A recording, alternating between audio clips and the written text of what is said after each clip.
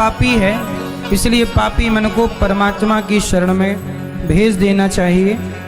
कपिल भगवान के दिव्य ज्ञान से माँ सिद्धा नाम की नदी बनकर बह गई। कपिल देव जी आचमन करके गंगा सागर गए। बोलिए कपिल देव भगवान की जय। मनु जी की तीसरी बेटी हुई प्रसूति, जिनका विवाह हुआ दक्ष प्रजापति से। दक्ष की सबसे छोटी पुत्री का नाम हुआ माता सती। सती माँ का विवाह भगवान शिव से हुआ। बोलिए शंकर भगवान की जय। मैया बैठ जाओ मेरी माँ, सुनो अब ध्यान से माता सती का पावन चरित्र। माता सती भगवान शिव की धर्म पत्नी। एक बार क्या हुआ कि माता सती को लेकर के भगवान शिव कथा सुनाने गए। एक बार त्रेता जुग माही शंभु गए कुंभज ऋषि पाही, संग सती जग जननी भवानी। साथ में माता सती गईं और जिनके यहाँ गईं कुंभज ऋषि मतलब अगस्त ऋषि, उन्होंने माता सती और भगवान शिव का स्वागत सत्कार किया। पूजे ऋषि अखिलेश्वर जानी, पूजा किया, पाठ किया, चरण वंदना करी, शंकर जी को प्रणाम किया। और अगस्त ऋषि कथा सुना रहे हैं और शंकर जी श्रोता बनकर कथा सुन रहे हैं। जब भगवान शंकर ने कथा सुनी तो शंकर जी के हृदय में कथा सुनकर राम के प्रति प्रेम जागा। मैया मैया मैया, ओ मैया, जा रही हो मेरी माँ? जल्दी जाओ चुपचाप। वो सुन रही हो मेरी माँ तो सुन लो बैठ के, टुप्पी टाप रहना। चलो शांति से सुनो। एक बार भगवान शंकर कथा सुन रहे हैं। कथा सुनकर के, राम की कथा सुनकर, प्रभु की कथा सुनकर शंकर जी जागा प्रेम और माता सती के भीतर जागा संदेह। क्या जागा? माता सती ने जब राम जी की कथा सुनी और राम जी त्रेता में जब सीता माँ का हरण रावण ने किया, राम खोज रहे हैं, हे खगमृग हे मधुकर श्रेणी, तुम देखी सीता मृग नयनी। जब राम सीता सीता पुकार रहे हैं, रावण जब ले गया, सीता माँ के वियोग में राम तड़प रहे हैं, तब शंकर जी ऊपर से गुजरे, कथा सुनकर लौटे तो शंकर जी ने राम को पहचानते हुए कहा, प्रभु जय हो, आपकी जय हो, कितनी बढ़िया लीला कर रहे हैं देखो। माता सती बोली कि हे भोलेनाथ, ये आप किसे प्रणाम कर रहे हैं? शंकर जी ने कहा, देवी ये वही हैं जिनकी अभी आपने कथा सुनी, ये भगवान राम है। माता सती बोली कि ये भगवान नहीं हो सकते। क्यों? माता सती बोली कि यदि ये राम भगवान होते तो अपनी पत्नी के लिए इस तरह तड़पते क्यों? भगवान तो सर्वांतर्यामी है, भगवान तो अंतर्यामी है। यदि ये भगवान होते तो भगवान को तो सब पता होता है, फिर इन्हें अपनी पत्नी के बारे में पता नहीं चल रहा है कि मेरी पत्नी कौन चुरा कर ले गया। तो सती को लगा कि ये भगवान नहीं हो सकते। अच्छा मैं आप लोगों से सवाल करूं, बताओ राम भगवान हैं या नहीं हैं? तो फिर भगवान हैं तो उन्हें खुद की पत्नी कहाँ चली गई उन्हें पता क्यों नहीं लगा? क्योंकि भगवान तो सब जानते हैं।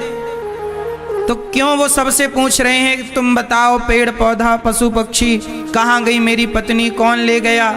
यदि भगवान है तो उन्हें तो पता होना चाहिए कि मेरी पत्नी रावण ले गया, पर वो सबसे क्यों पूछ रहे हैं? जोर से क्यों? राम जी भगवान हैं तो खुद की पत्नी का पता ना लगा पाए, ऐसा आरोप माता सती लगा रही हैं। अच्छा मैं आपको बताऊं कि ऐसा क्यों हुआ। देखो माता सती को संदेह हो गया। सती कौन है? भगवान शिव की, जोर से, भगवान शंकर की पत्नी को भी भगवान राम पर, भगवान पर संदेह हो सकता है। जब माता सती को भगवान पर संदेह हो गया तो आज संसार के प्राणियों को भगवान पर संदेह हो जाए, इसमें कोई आश्चर्य नहीं है। भगवान को सती ना समझ पाई, कौन ना समझ पाई? माता सती ना समझ पाई।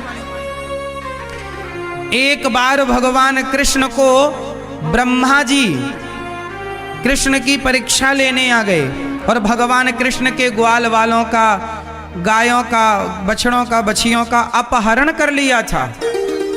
जैसे रावण ने सीता मैया का हरण किया, ऐसे एक बार भगवान कृष्ण के ग्वाल वालों का और भगवान की गैया का ब्रह्मा जी ने अपहरण कर लिया, ये देखने के लिए कि ये भगवान है या नहीं। अब सोचिए, वो ब्रह्मा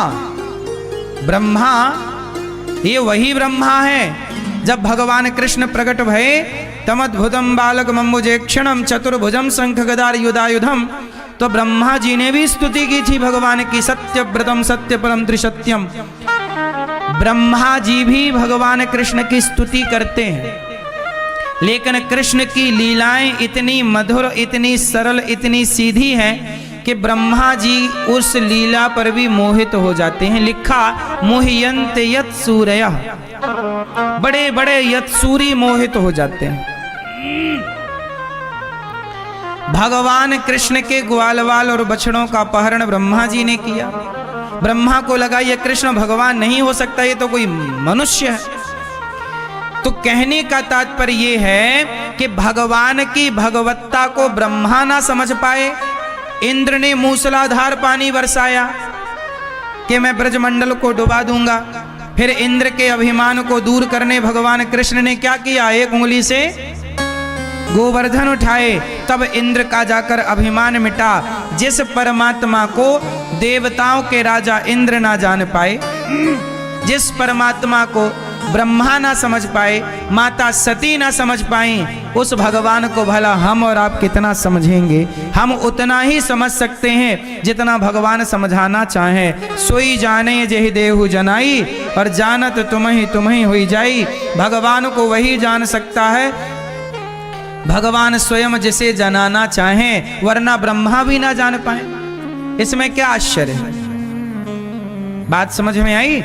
तो राम को पता तो सब है कि सती के रावण ले गया है, लेकिन राम ने कौन सी लीला की है? विप्रधेनु सुर संतहित लीन मनुज। राम जी मनुष्य बनकर आए हैं तो मनुष्यों की लीला कर रहे हैं। इसलिए राम जी सीता माँ को जब रावण ले गया ना, तो राम जी ने कोई एक्शन नहीं लिया। अच्छा, राम की एक छोटी सी कथा और सुनाऊं आपको, फिर मैं सती माँ के प्रसंग आपको सुनाऊं।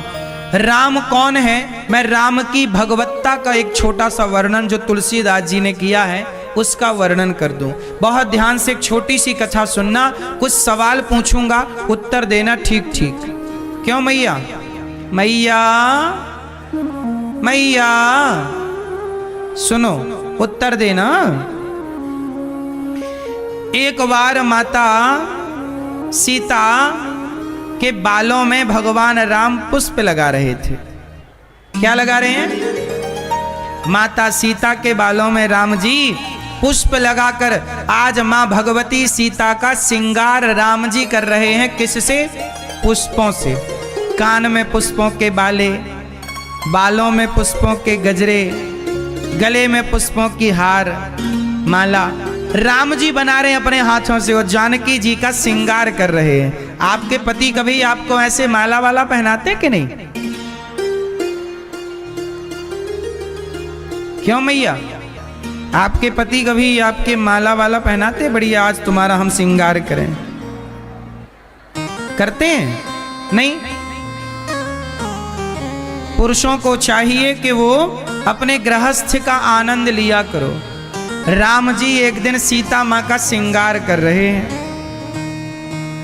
जब सीता माँ का श्रृंगार हो रहा था, तब इंद्र का बेटा जयंत, उसे लगा कि मैंने तो सुना था कि प्रभु का अवतार हुआ है, पर ये कैसा भगवान बताओ, पत्नी के प्रेम में बताओ, ये तो कोई स्त्री लंपट होगा।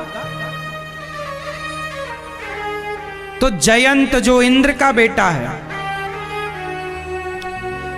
जयंत ने माता जानकी माता सीता के पांव में चोंच मार दी, कौआ बनकर। क्या बनकर चोंच मारी? कौआ बन गया जयंत, और जानकी मां के चरणों में क्या मार दी? चोंच मारी। और जब चोंच मारी तो खून गिरा, और जब खून गिरता हुआ, रक्त गिरता हुआ प्रभु राम ने देखा, तो राम जी ने देखा कि सीता जी के पांव से खून निकल रहा, रक्त गिर रहा। तुरंत भगवान राम ने एक तिनके का धनुष बनाया, तिनके का बाण बनाया, और ब्रह्मास्त्र का संधान किया, और एक बाण छोड़ दिया तिनके का। राम जी ने किसका बाण छोड़ा? तिनके का। जयंत ने देखा कि मेरे पीछे बाण आया, ब्रह्मा जी के पास गया, शिव जी के पास गया, पर कोई जयंत को बचाने वाला। जरा सोचिए कि जयंत ने तो माता सीता के पांव में क्या मारी? जोर से चोंच मारी, तो जयंत को बचाने वाला त्रैलोक्य में कोई ना मिला। तब नारद जी के चरणों में पड़ा। तब नारद जी ने कहा, जिसका अपराध हुआ है वही आपकी रक्षा करेंगे। अपराध किसका था? माता जानकी का। और माता जानकी भगवान की भक्त हैं। भगवान कहते हैं कि तुम मेरा अपराध करोगे तो मैं क्षमा कर दूंगा, पर मेरे भक्तों का अपराध करोगे मैं कदापि तुम्हें क्षमा नहीं करूंगा। इसलिए भगवान कभी भक्तों का अपराध क्षमा नहीं करते। इसलिए भगवान क्या कहते हैं? अहम भक्त पराधीन, मैं भक्तों के अधीन हूं। अच्छा एक बात बताओ, जयंत जब चरणों में गिरा तो जान किया। अब ये मुझे आप लोग बताओ कि जयंत ने पांव में चोंच मारी सीता मां के, और रावण ने सीता मां को चुरा लिया। अब जयंत और रावण दोनों का अपराध देखा जाए तो बड़ा अपराधी कौन है, जयंत या रावण? अपराध ज्यादा किसने किया है? चोंच मारकर जयंत ने अपराध किया या सीता मां को चुरा कर रावण ने अपराध किया? ज्यादा बड़ा अपराधी कौन है, हम ये पूछ रहे हैं। बोलो, बड़ा अपराधी कौन? जोर से। हाँ, अपराध किसका बड़ा है? हाँ, रावण का अपराध बड़ा है, क्योंकि रावण पूरी पूरी सीता मां को चुरा ले गया। जयंत ने तो केवल चोंच मारी ना पांव में। तो जयंत ने केवल चोंच मारी थी, तो राम ने ब्रह्मास्त्र लगा दिया पीछे। तो रावण जब सीता मां को चुरा कर ले गया, तो राम जी एक बाण रावण के पीछे भी तो लगा सकते थे। जयंत के पीछे राम ने बाण लगाया, तो रावण के पीछे एक बाण नहीं भेज सकते थे? रावण को तभी राम जी मार देते एक बाण से। बताओ, तुरंत राम जी रावण को मार सकते थे कि नहीं? उत्तर दो, क्यों नहीं मारे? राम जी ने सीता मां के पांव में चोंच मारने वाले को तो देखो चरणों में गिरा दिया, और रावण पूरी सीता मां को लेके भाग गया। राम चुपचाप बैठे, राम रो रहे हैं, सीता सीता। और जब जयंत ने चोंच मारी तब राम नहीं रोए, सीता तब तो बाण मारी। तो ये बताओ, रावण के पीछे राम ने बाण क्यों नहीं छोड़ा? जानते हो क्यों? क्योंकि भगवान कहते हैं कि यदि आप मेरे आश्रित हो तो मैं आपकी रक्षा करूंगा।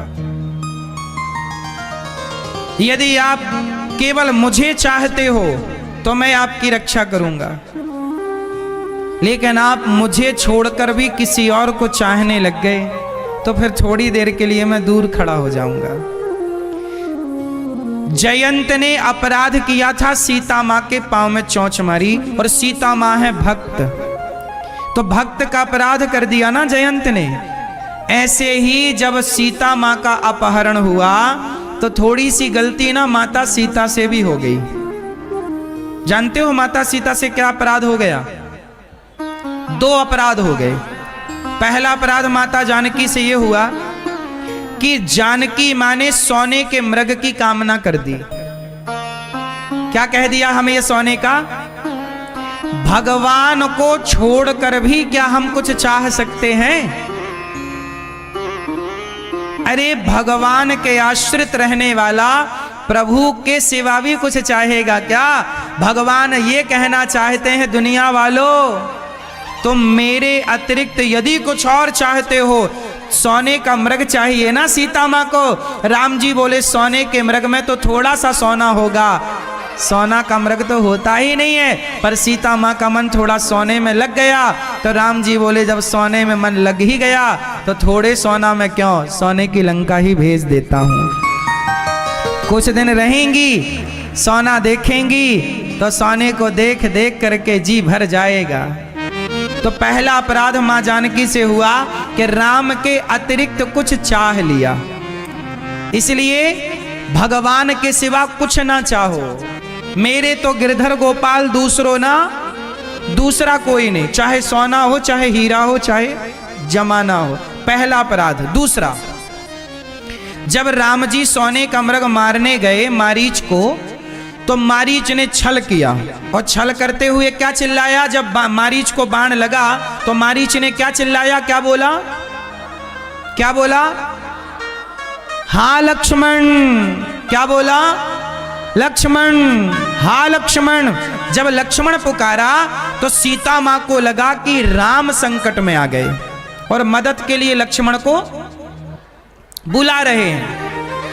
जब सीता मां को लगा कि राम पर कोई संकट है तो लक्ष्मण जी से कहा, लक्ष्मण जाओ, राम पुकार रहे हैं। लक्ष्मण जी बोले, मां वो भगवान हैं, उन्हें कोई संकट नहीं आ सकता। सीता मां ने कहा, नहीं नहीं जाओ। लक्ष्मण जी बोले, मां आप निश्चिंत रहिए, कोई संकट राम पर नहीं आएगा, मैं जानता हूं वो भगवान है। देखिए लक्ष्मण जी जानते हैं कि मेरे राम पर कभी कोई संकट नहीं आ सकता। पर सीता मां थोड़ा विचलित हो गई। राम की भगवत्ता को क्या मां सीता नहीं जानती थी? जानती सब थी, पर फिर भी ये लीला है। और दूसरा आपको ये भी समझना चाहिए कि ये असली सीता नहीं है। ये असली सीता तो उस समय अग्नि में वास कर रही थी, ये छाया सीता है। जो वेदवती नाम की स्त्री थी वह इस समय सीता माँ का अभिनय कर रही है। इसकी कथा मैंने कई बार सुनाई है, ये वेदवती कौन है। पर अभी ये प्रसंग आपको मैं क्लियर करूं कि सीता माँ ने जब पुकारा, राम जी ने पुकारा लक्ष्मण, तो सीता माँ ने लक्ष्मण जी से कहा जल्दी जाओ और बचाओ। लक्ष्मण जी नहीं गए तो सीता माँ ने वहां बहुत कठोर शब्दों का प्रयोग किया। हे लक्ष्मण तुम चूड़ी पहन लो। वाल्मीकि रामायण में तो बहुत कुछ वर्णन है, तुलसीदास जी ने तो बहुत कम शब्दों में लिखा। बहुत कठिन, बहुत कठोर शब्द सीता माँ ने लक्ष्मण जी को कहे। लक्ष्मण जी को इतना कहा कि लक्ष्मण जी रोने लग गए कि माँ क्या कह रही हो। तब लक्ष्मण रेखा खींच करके, माँ अच्छा मैं जा रहा हूं, पर तुम इस रेखा के बाहर मत जाना, क्योंकि यहां मायावी राक्षस रहते हैं। लक्ष्मण जी को बहुत बोला माता सीता ने कि तुम तो चाहते नहीं हो कि राम जिंदा रहें। जैसे भरत की मां ने हड़प लिया है, शायद तुम्हारे मन में भी कुछ ऐसे ही छल कपट है लक्ष्मण। ऐसा ऐसा कह दिया जिस बारे में लक्ष्मण जी कभी सोच नहीं सकते। जब ऐसा कठोर शब्दों का प्रयोग मां भगवती ने किया तब क्या हुआ जानते हो? लक्ष्मण जी चले गए। और जब लक्ष्मण जी गए तो रावण आया, भिक्षा मांगी, सीता मां बाहर गई और रावण लेकर गया। राम जी चाहते तो एक बाण छोड़ देते, रावण के पीछे नहीं छोड़ा। क्यों? क्योंकि सीता मां से दूसरा अपराध हो गया, लक्ष्मण जैसे भक्तों का मां भगवती ने अपमान कर दिया। और भगवान कहते हैं कि मेरे भक्तों का कभी अपमान ना करना, कभी किसी भक्त का तिरस्कार ना करो। ये साधु संत लोग दिन भर राम राम जपते, दिन भर भगवान का भजन करते, और आप लोग ना बिना सोचे विचारे कह देते हो, अरे बाबा लोग तो पाखंडी हो गए, ढोंगी हो गए। तुम कितना जानते हो भाई साधु संतों को? कोई होगा पाखंडी तो होगा, लेकिन आप तो सभी को कह देते हो ना। सभी तो नहीं हो सकते ना। ये दिन भर भजन कर रहे हैं, दिन भर भगवान का नाम जप रहे हैं, लेकिन आपने अपराध तो कर दिया ना जब किसी साधु को गलत कह दिया। भगवान कहते हैं कि मेरी पत्नी, अच्छा बताओ लक्ष्मण जी भक्त हैं कि नहीं? बोलो हाँ, जोर से। लक्ष्मण जी भक्त हैं और भक्त का अपमान कर दिया माता जानकी ने। तो राम जी ने कहा सीता तुम भले मेरी पत्नी हो, सीता हो, लेकिन तुमने भी यदि मेरे भक्त का अपमान किया तो फिर दंड के पात्र तो हैं। इसलिए भगवान राम ने सीता माँ की खोज के लिए इतनी देर लगा दी, वरना एक ही दिन लगता। अच्छा, राम जी ने रावण को भी इसलिए नहीं मारा कि सीता को चुरा लिया। रावण ने तो बहुत मौका राम जी ने दिए, रावण लौटा दे सीता को। अच्छा, रावण से भी एक अपराध हो गया। रावण ने एक भक्त को लात मार दिया। क्या नाम था भक्त का? रावण जबहि विभीषण त्यागा, भयउ विभव बिनु तबहि अभागा। अस कही चला विभीषण जबहि, आयो हीन भय सब तबहि। रावण ने विभीषण को जिस दिन त्यागा, रावण उसी दिन आयुहीन हो गया, भाग्य को त्याग दिया। विभीषण भगवान के भक्त हैं और भगवान कहते हैं रावण तुम मुझे लात मारते तो मैं तुम्हारे लात को बर्दाश्त कर लेता। भृगु ऋषि ने लात मारी भगवान की छाती पर, भगवान ने चरण पकड़कर कहा भृगु जी मेरी छाती बड़ी कठोर थी, आपके चरण बड़े कोमल थे, कहीं चोट तो नहीं लग गई? भगवान को लात मारोगे भगवान तुम्हारा कुछ ना बिगाड़ेंगे, पर भगवान के भक्त का अपमान करोगे तो भगवान सर्वनाश कर देंगे तुम्हारा। इसलिए कभी भगवान के भक्तों का अपराध ना हो। किसका अपराध ना हो? हाँ, किसी भी भक्त का अपमान ना किया करो। तुम्हारे मन में जो आता है ना भक्तों के लिए बोल देते हो। तुम्हारी पड़ोसन दिन भर राम राम जपने लग जाए, तुलसी की माला पहनने लग जाए, सत्संग करने लग जाए, तो तुम बैठी बैठी उसका भी अपमान करती हो। बड़ी मीरा बन रही है। हाँ तो वो मीरा ही तो बन रही है, तुम सूपनखा बन जाओ। कौन रोका है तुम्हें? तुम उसे काहे कह रही हो मीरा? मीरा बनना कौन सा गलत है? वो कौन सी तुम्हारे घर चोरी कर रही है कि तुम्हारे घर डाका डाल रही है? भगवान का बेचारी नाम ही तो जप रही है, कथा ही तो सुन रही है, लेकिन समाज उसे भी बोलता है। तुम्हारे मुंह में कीड़े पड़ेंगे जो तुम दिन भर बोलते हो ना, बिना बात के बोलते हो। क्या जरूरत थी बोलने का? टर टर करोगे अगले जन्म में मेंढक बन के। हर जगह नहीं बोलना चाहिए, हर जगह टांग नहीं अड़ाना चाहिए। जहां बोलने की जरूरत है वहां बोलो, हर बार हर जगह ना बोलो। तुम्हारे पास मुंह है तो कुछ भी बोलोगे, किसी भी भक्त का अपमान करोगे, कुछ भी कह दोगे ना। मेरी माँ याद रखिएगा, एक एक शब्द का हिसाब चुकाना पड़ता है। बोलो हाँ, शब्दों का भी हिसाब होता है ईश्वर की अदालत में। शब्द कभी मरते नहीं, आज भी जिंदा है। बताओ द्रौपदी के द्वारा बोले गए शब्द मर गए कि जिंदा हैं? बोलो कौन से शब्द जिंदा है? अंधों के अंधे होते, इतना ही बात, इतने शब्द कहे थे। द्रौपदी ने बोला कि अंधों के अंधे होते हैं, इतने शब्दों को पकड़ लिया दुर्योधन ने। और इन्हीं शब्दों के कारण दुर्योधन ने बदला लेने के लिए भरी सभा में द्रौपदी के कपड़े उतरवाए। तुमने मुझे बोला है, अब मैं तुम्हारे कपड़े उतार कर बदला लूंगा। देखो पता नहीं कौन सा शब्द सामने वाले को चुभ जाए। इसलिए मेरी माँ, शब्दों को जरा बोलने के पहले तराजू में रखकर तौला करो कि जिन शब्दों का प्रयोग कर रहे हैं वो शब्दों में वजन कितना है, उनकी कीमत कितनी है। सस्ते शब्दों का प्रयोग ना किया करो, थोड़ा ब्रांडेड महंगे शब्द बोला करो, समझकर बोला करो। कोई भी शब्द नहीं, शब्दों में बड़ी जान होती है। शब्दों में बड़ी, रिश्ते टूटते कहां से हैं? बोलो, शब्दों से बनते कहां से हैं रिश्ते? शब्दों में बड़ी जान होती है, इन्हीं से आरती अरदास और अजान होती है। ये ही समुंदर के वो मोती हैं जिससे इंसानों की इंसानों को पहचान होती है। इसलिए मेरी माँ, शब्दों को जरा संभालो, शब्दों को जरा कुछ भी ना बोला करो, किसी भक्त को ना बोला करो। ढोंगी पाखंडी कोई होगा तो होगा, पर तुम बोल के पाप क्यों लादते हो? अपने बच्चों को भी समझाओ। आजकल तुम्हारे बच्चों ना संतों की बड़ी निंदा करते हैं। तुम संतों की निंदा करोगे तो संतों का क्या बिगड़ेगा? तुम अपना ही पाप के भागीदार बन जाओगे। आकाश की ओर मुंह करके तुम थूकोगे ना, आकाश पे थूकोगे तो थूक आकाश तक ना पहुंचेगा, वो थूक तुम्हारे मुंह को ही गंदा करेगा। इसलिए संतों को कुछ कहोगे तो संतों का क्या बिगड़ना है, अपमान करके तुम अपना ही बिगाड़ लोगे। आज समाज दुखी क्यों हो गया? आज दिन रात लोग संतों को अपमानित कर रहे हैं। आजकल की तुम्हारी जो युवा पीढ़ी है दिन भर संतों को भाई कुछ ना कुछ बोलती है, दिन भर संतों का। भाई मैं कहता हूं कोई बुरा है, चलो मैं बुरा हूं, लेकिन आप बोल करके पा क्या लोगे? भाई बुरा है तो रहा है, अपने लिए बुरा है, हम क्यों बोल के पाप के भागीदार बने? हमें नहीं बोलना, किसी की निंदा हम क्यों करें? चलो ये आदमी गलत है तो गलत है तो भैया वो अपने लिए गलत है, हम बोल के पाप काहे लाद लें अपने माथे?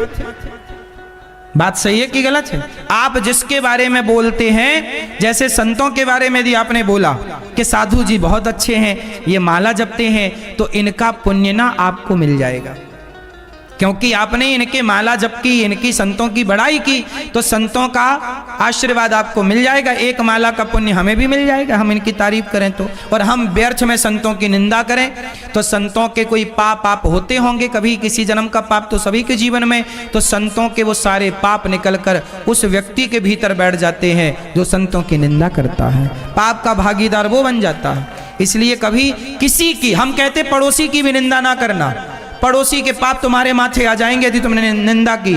निंदा बहुत बड़ा पाप है, आपको पता ना ये बात, लेकिन आजकल लोग निंदा दिन भर करते हैं।